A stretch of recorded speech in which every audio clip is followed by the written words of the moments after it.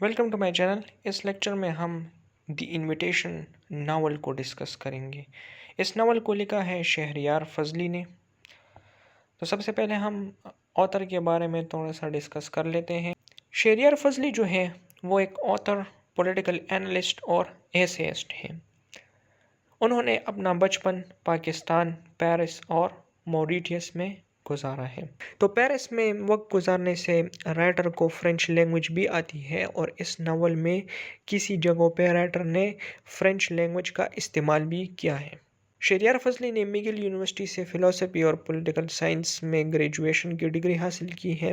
اس کے علاوہ شہریار فضلی جو ہے تو وہ سینئر پالیسی ایڈوائزر کے خدمات سر انجام دے رہے ہیں اوپن سوسائٹی لندن کے لیے۔ اور اس ناول دی انویٹیشن کو شہریار فضلی نے 2011 میں انڈیا سے لانچ کیا تھا۔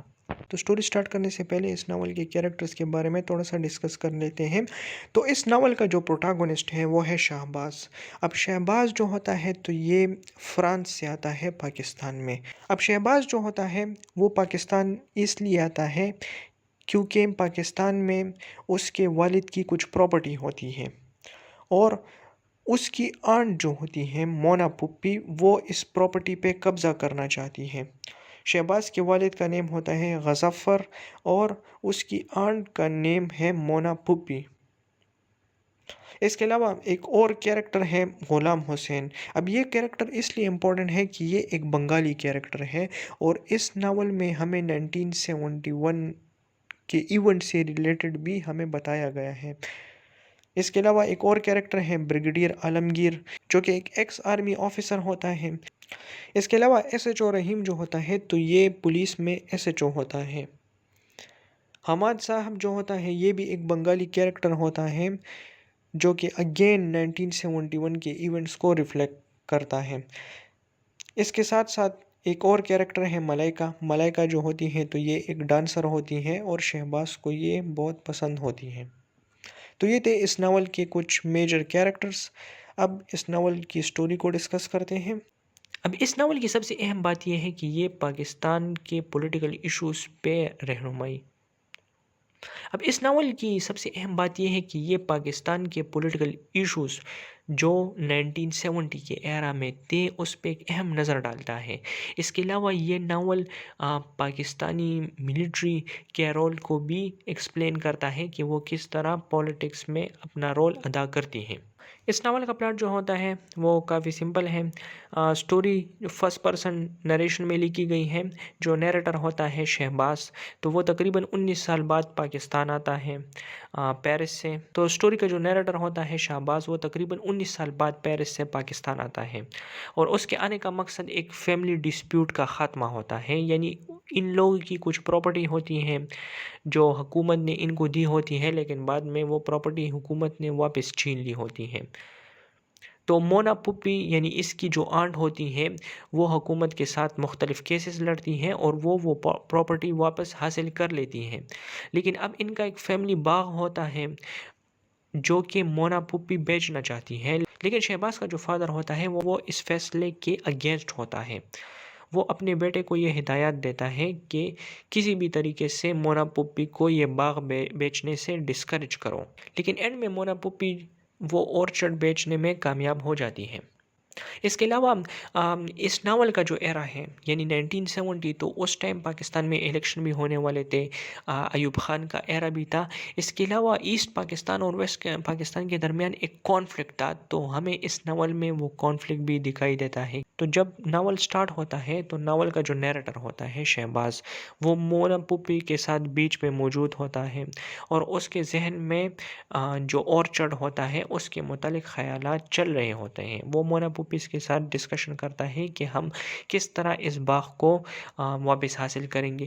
ایکچولی جو باغ ہوتا ہے وہ واپس ان کو مل چکا ہوتا ہے، لیکن اس باغ پہ کچھ سیٹلرز ہوتے ہیں، یعنی اس باغ پہ کچھ لوگوں نے قبضہ کیا ہوتا ہے اور وہ لوگ وہاں پہ رہ رہے ہوتے ہیں۔ تو ان کا سب سے بڑا مسئلہ یہ ہوتا ہے کہ ان لوگوں کو کس طرح نکالے۔ پھر دوسرا مسئلہ یہ ہوتا ہے کہ اب اس باغ کا کیا کرنا ہے۔ یعنی مونا پھپھی تو یہ چاہتی ہے کہ میں اس باغ کو بیچ لوں گی، لیکن شہباز کا فادر جو ہوتا ہے غضفر، وہ اس فیصلے کے خلاف ہوتا ہے۔ جو نیریٹر ہوتا ہے شہباز، وہ کراچی میں بھی گھومتا ہے کیونکہ اس نے کراچی میں اپنا بچپن گزارا ہوتا ہے۔ اس کے علاوہ وہ اپنے شروعاتی دن جو ہے وہ ایک بیکار سے ہوٹل میں گزارتا ہے، اور اس کے ساتھ ساتھ وہ پروسٹیٹیوٹ کے ساتھ بھی انوالو ہوتا ہے، وہ شراب بھی پیتا ہے۔ اچھا، پھر ناول میں ہمیں یہ بتایا گیا ہے کہ جو شہباز ہوتا ہے، یعنی ان کی فیملی کے پاس یہ اتنی زمین کہاں سے آئی؟ تو بیسیکلی شہباز کا فادر جو ہوتا ہے وہ انڈیا سے پاکستان آتا ہے، یعنی یہ لوگ مہاجر ہوتے ہیں، اور جب یہ لوگ پاکستان آتے ہیں تو حکومت کی طرف سے ان کو کچھ زمین ملتی ہے، لیکن پھر جب ایوب خان لینڈ ریفارمز کرتا ہے تو اس کی وجہ سے ان لوگوں کی کچھ زمین جو ہے وہ حکومت لے لیتی ہے، تو اس کو چھڑانے کے لیے مونا پپی بہت زیادہ سٹرگل کرتی ہے۔ پھر سٹوری میں ایسا ہوتا ہے کہ جو نیریٹر ہوتا ہے اس کو اپنی والد کی بات یاد آ جاتی ہے کہ اس نے نیریٹر کو یہ بتایا ہوتا ہے کہ جب بھی تم پاکستان جاؤ تو تم بریگیڈیئر عالمگیر کے ساتھ اپنا تعارف کرنا، تو وہ تمہیں ہوٹل میں روم دے دے گا۔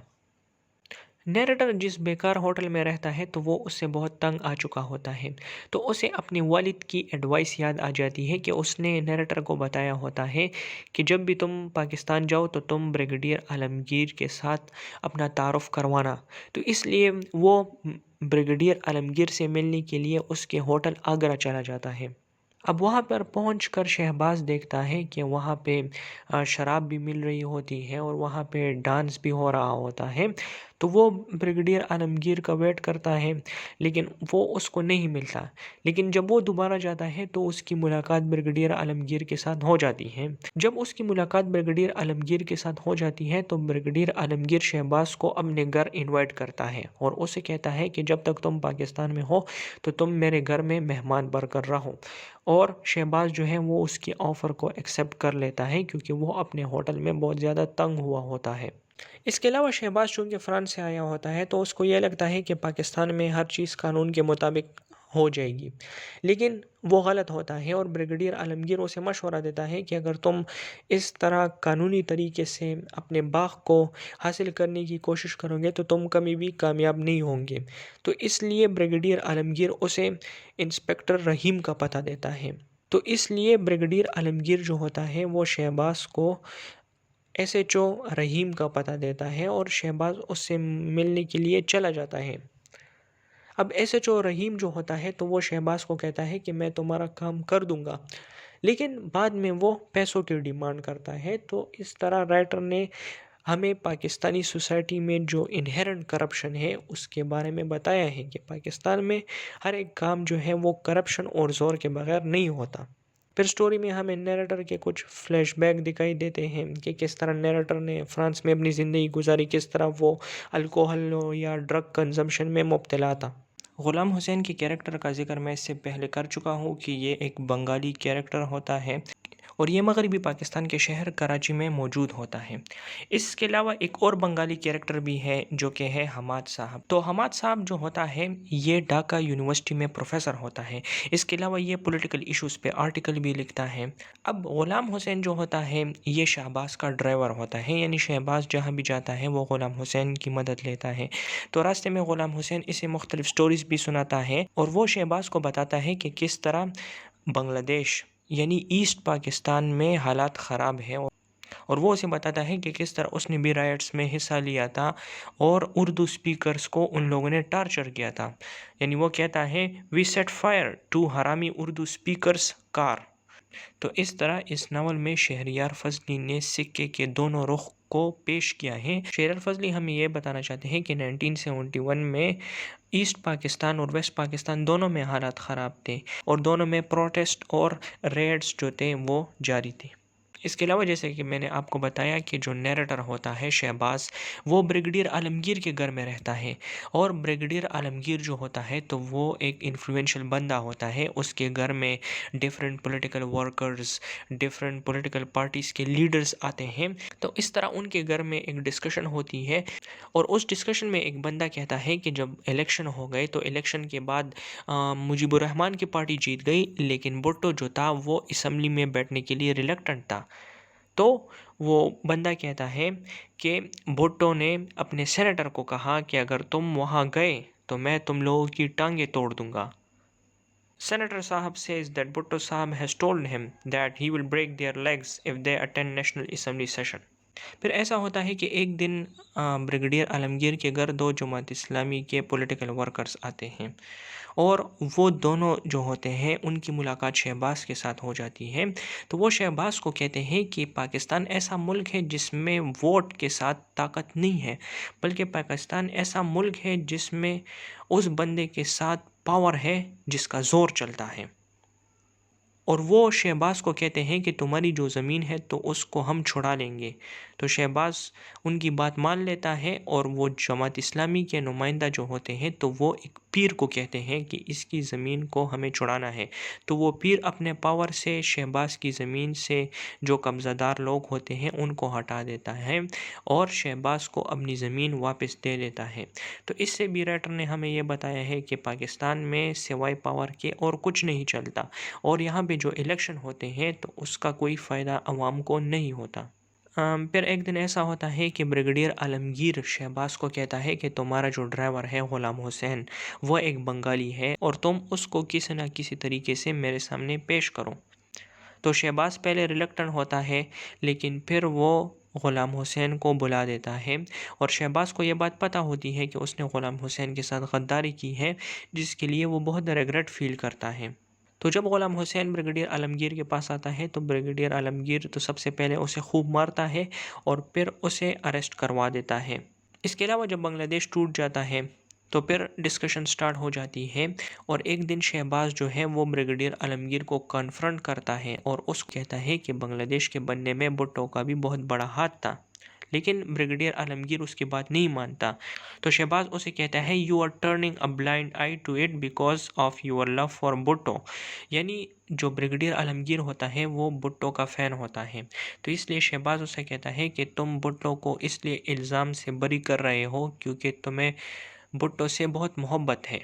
तो जब शहबाज को अपनी ज़मीन मिल जाती है तो फिर वो वापस चला जाता है और वो ज़मीन जो है तो वो उसकी पुप्पी और उसके वालिद जो है तो वो मिलकर ये लोग बेच देते हैं और शहबाज को फिर पाकिस्तान में करने को कुछ नहीं होता तो वो वापस चला जाता है। और फिर वो बताते हैं कि किस तरह मतलब मैं ये बात जो है अपने एक्सपीरियंस से कर रहा हूँ और किस तरह मतलब मैंने जो बिगर पिक्चर है वो देखी है मैंने। इसके साथ साथ आखिर में वो अपने फादर के एग्ज़ाइल को भी एक्नॉलेज कर लेता है। अच्छा, शहबाज का जो फादर होता है तो ये रावलपिंडी कॉन्स्पिरेसी में इन्वॉल्व होता है। अब रावलपिंडी कॉन्स्पिरेसी ये एक ट्रू इवेंट है पाकिस्तान की हिस्ट्री में। इसमें हमें बताया जाता है कि कुछ आर्मी ऑफिसर्स थे और उसके साथ कुछ कम्युनिस्ट थे जिनमें फैज़ अहमद फैज़ भी थे, यानी इन लोगों ने लियाकत अली ख़ान को हटाने के लिए एक मार्शल लॉ प्लान किया था, एक कू प्लान किया था, लेकिन ये लोग नाकाम हो गए और सब पकड़े गए।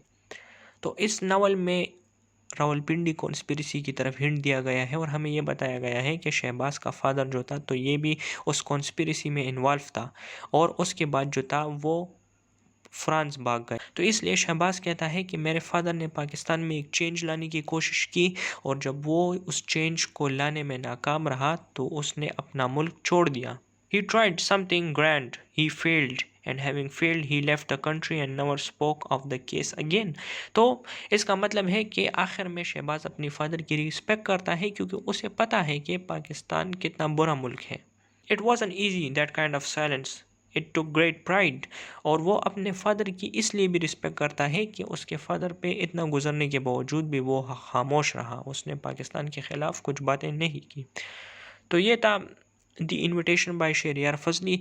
अब इस नावल की अहमियत इसलिए ज़्यादा है कि इस नावल में राइटर ने पाकिस्तान के पॉलिटिकल स्ट्रक्चर पे नज़र डाली है। राइटर ने हमें ये बताया है कि किस तरह पाकिस्तान की सोसाइटी में करप्शन आम है और राइटर हमें ये बताता है कि इस मुल्क में पावर जो है वो उस बंदे के पास नहीं है जिसको वोट मिले हैं, बल्कि पावर उसके पास है जो कुछ कर सकता हो, जो प्रैक्टिकल चीज़ कर सकता हो।